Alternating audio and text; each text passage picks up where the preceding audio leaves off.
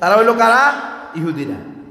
ওয়ালাদ-দাল্লিন, এবং যারা সঠিক পথ পাওয়ার পরে আবার বিভ্রান্ত হয়ে গেছে, তাদের পথেও আমাদেরকে পরিচালিত করবেন না। এরা হলো কারা? খ্রিস্টানরা। তাহলে ইহুদি খ্রিস্টানদের পদাঙ্ক অনুসরণ করা যাবে? তাহলে LGBTQ ঢুকানোর পরে মানুষকে বানরের বাচ্চা বানানোর চ্যাপ্টার ঢুকানোর পরে এই বিকৃত শিক্ষা সিলেবাস অনুযায়ী যেখানে শারীরিক শিক্ষার নামে যৌনতা শিক্ষা দেওয়া হচ্ছে, এই শিক্ষায় মুসলমানদের সন্তানকে পড়ানো জায়েজ হবে? কথা বলেন না বাবারা? আলহামদুলিল্লাহ, মুসলমান বর্জনও করছে। কি পরিমাণ বর্জন করছে এটা অলরেডি আপনাদের সামনে প্রকাশ পেয়ে গেছে।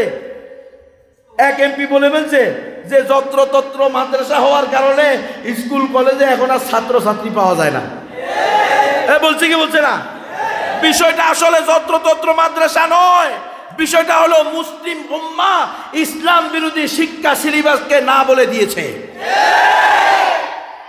মুসলমান যেখানে রসুলের সিরা থাকবে না, সাহাবায়ে কেরামের জীবনী থাকবে না, যেখানে কোরআনের বিরুদ্ধে কথা থাকবে, হাদিসের বিরুদ্ধে কথা থাকবে, আল্লাহ রসুলের দেওয়া আদর্শের বিরুদ্ধে আদর্শকে বাদ দিয়ে তাগুতি আদর্শ তুলে ধরা হবে, মানব রচিত বিকৃত নিকৃষ্ট এই সমস্ত যৌনাচারকে উস্কিয়ে দেওয়া হবে, এগুলো মুসলিম উম্মাহ এখন আর গ্রহণ করবে?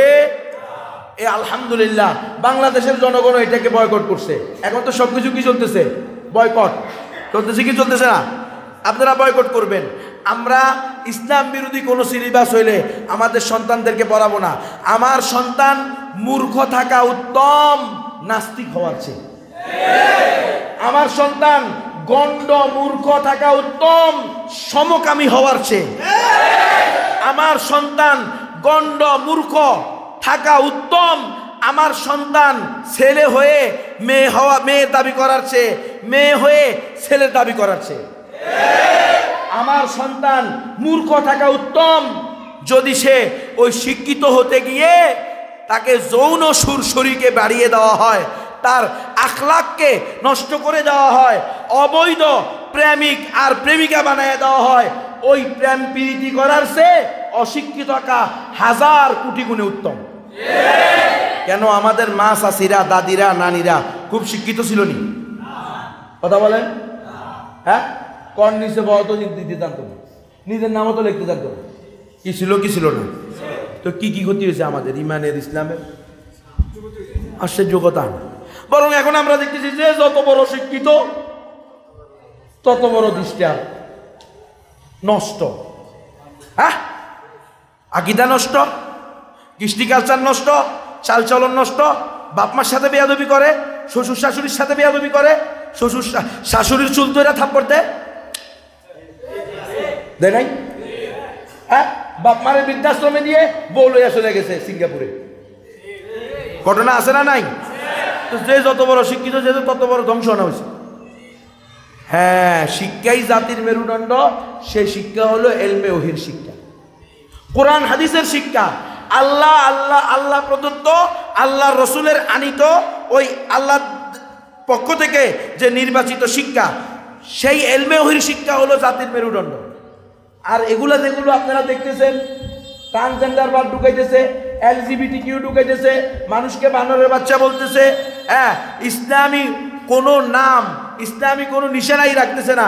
খাদিজা রাদিয়াল্লাহু তাআলা আনহার ঘটনা বাদ দিয়ে সেখানে নাউজুবিল্লাহি মিন যালিক, হ্যাঁ, কি মহিলা একটা আছে ওর জীবনে ঢুকেছে, মহিয়সী নারী,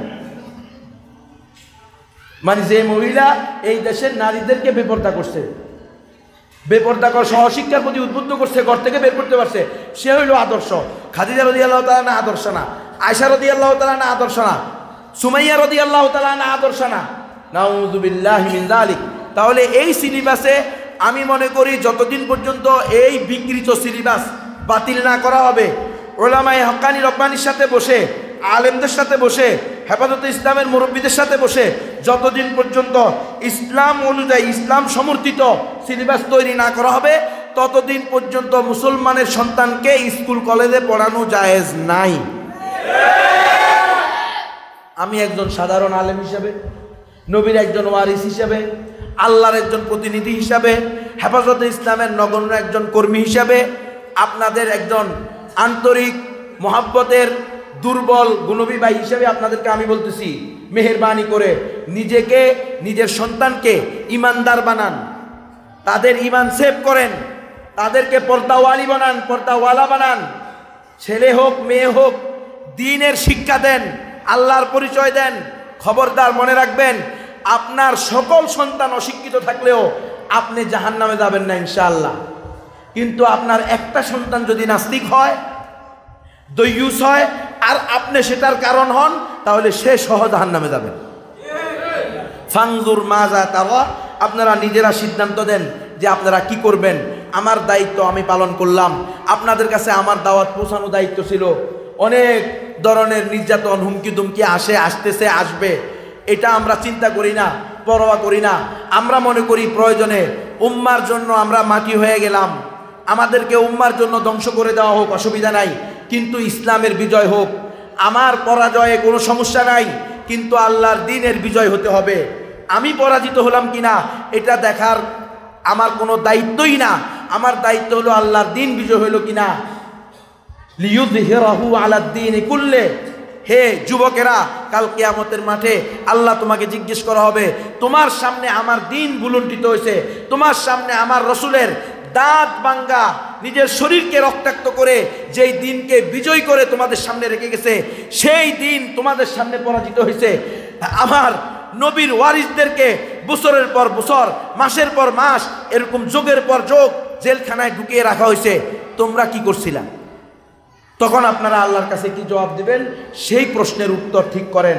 অন্যথায় এখনো সময় আছে, পরিপূর্ণ দিন মানার জন্য প্রস্তুত হন।